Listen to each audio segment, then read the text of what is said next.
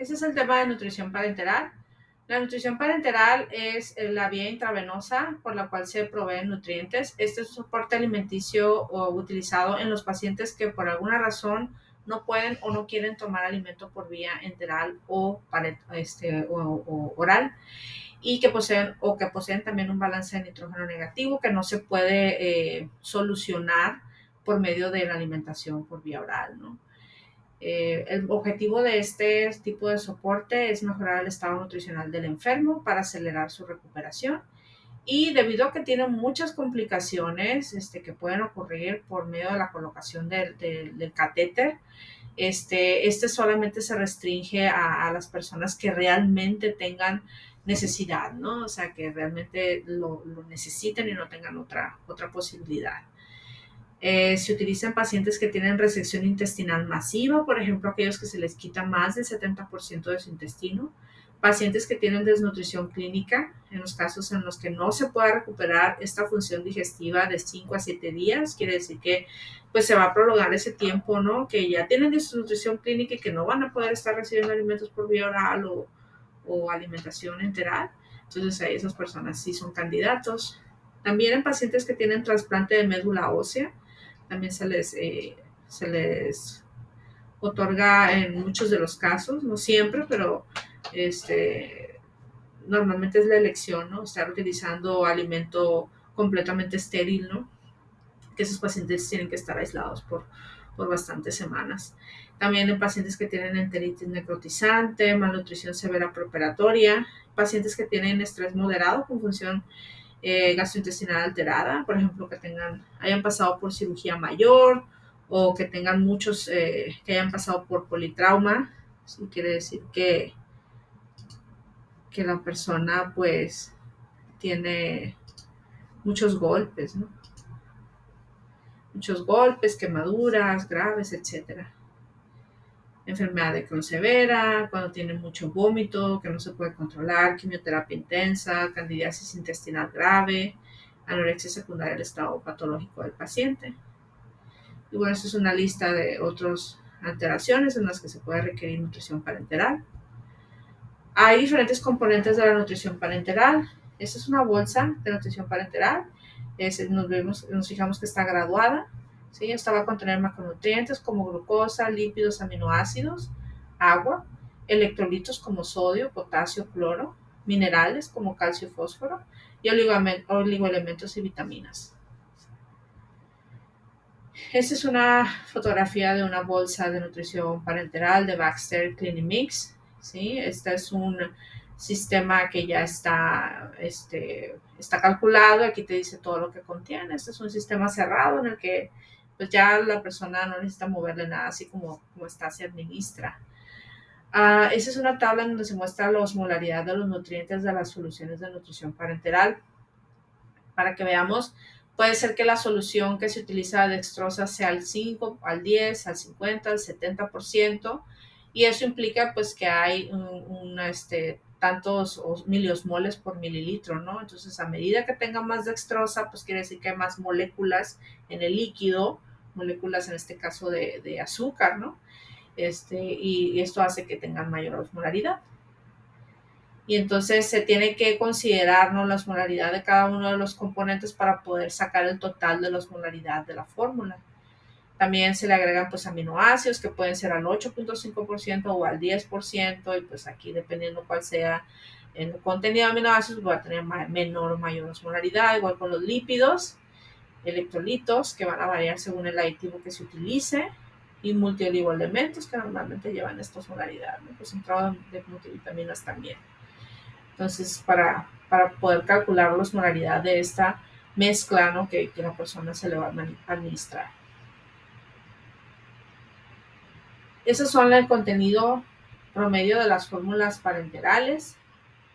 Proteínas puede ser un rango muy amplio, de 3 a 20% del volumen. Por ejemplo, la solución al 10% va a aportar 100 gramos de proteína por litro que se administrara, ¿no? Carbohidratos, del 5 a 70% de hidratos de carbono, que normalmente va a ser dextrosa, si no se le van a agregar otros Carbohidratos complejos, tienen que ser carbohidratos simples, o sea, va de su forma más elemental, porque va directamente a la avena. Aquí no hay ningún proceso de digestión, entonces va directamente a la avena.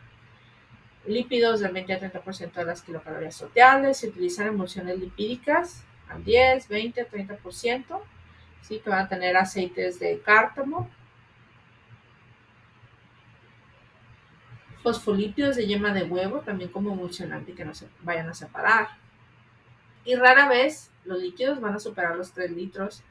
Entonces, normalmente la prescripción, lo que se va a administrar al día, es de 1.5 a 3 litros al día, ¿no? De fórmula. Entonces, todo esto va a entrar por la vena.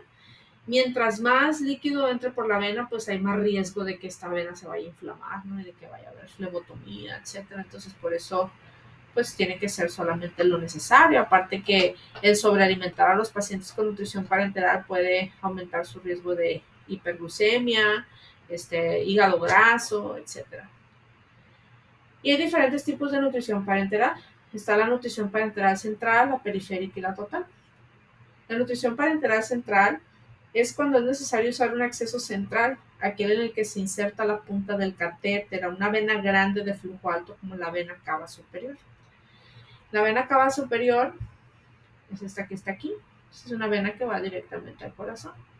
Entonces, esa es pues gruesa, ¿no? Esa es la que se prefiere. Normalmente al paciente se le va a colocar por acá un catéter con ese acceso. Pero existen otras venas, ¿no? Que se pueden utilizar si fuera necesario, la yugular interna, externa, vena axilar, estas son más delgadas y como hay más movimiento y eso realmente no son la primera elección, ¿no? Pero aquí también se pueden utilizar estos catéteres, ¿no? Todas estas con la finalidad de acceder a la vena cava superior, todas estas llegan ahí, entonces por eso es que se utilizan, pero son vías periféricas, ¿no? Para poder llegar a la vena cava superior si es que esta no se puede acceder por alguna razón. Nutrición parenteral central, eso es cuando el paciente necesita mayor aporte de nutrimentos a concentraciones y volúmenes mayores. Volúmenes, perdón, menores, o sea, más concentradas las fórmulas en menor volumen. Entonces, el acceso venoso puede mantenerse durante meses o años, según el catéter que se utilice, o sea, hay diferentes precios y calidades, ¿no? O sea, ya dependiendo de lo que se está previendo, si es una persona que ya tiene, por ejemplo, alguna situación crónica y que se sabe que va a estar requiriendo esa alimentación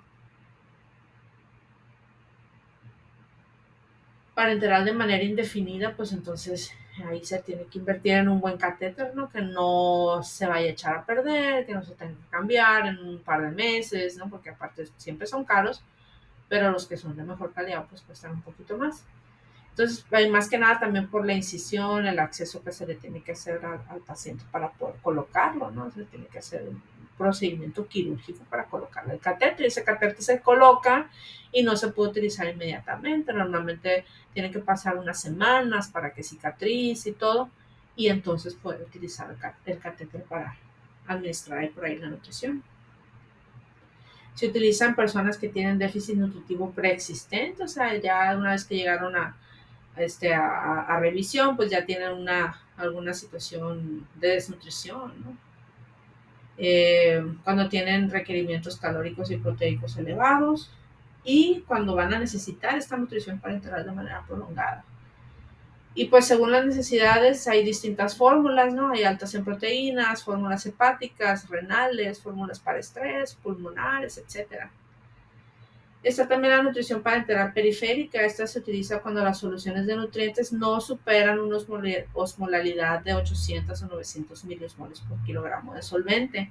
Quiere decir que van a ser personas que no tienen una demanda energética muy alta, ¿no? Entonces se utiliza también en tratamientos a corto plazo, no adecuada para pacientes sensibles al volumen, por ejemplo, pacientes que tengan insuficiencia cardiopulmonar, renal y hepática, que normalmente se les tienen que estar controlando los líquidos. Entonces, porque estas fórmulas normalmente las que puedes utilizar en estas venas periféricas son fórmulas que aportan 1 mililitro, 1 kilocaloría por mililitro, entonces tienes que darles más mililitros de volumen para que puedan satisfacer las necesidades energéticas. Entonces hay que nada más considerar eso.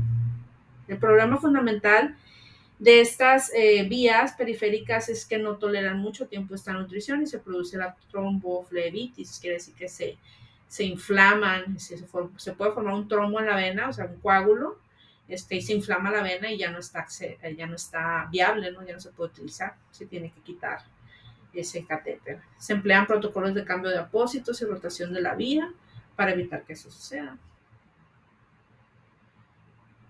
Y bueno, esas son las diferentes: estrés leve a moderado, imposibilidad de acceso central, intolerancia a la glucosa, nutrición de corta duración hasta 2 semanas, ¿no?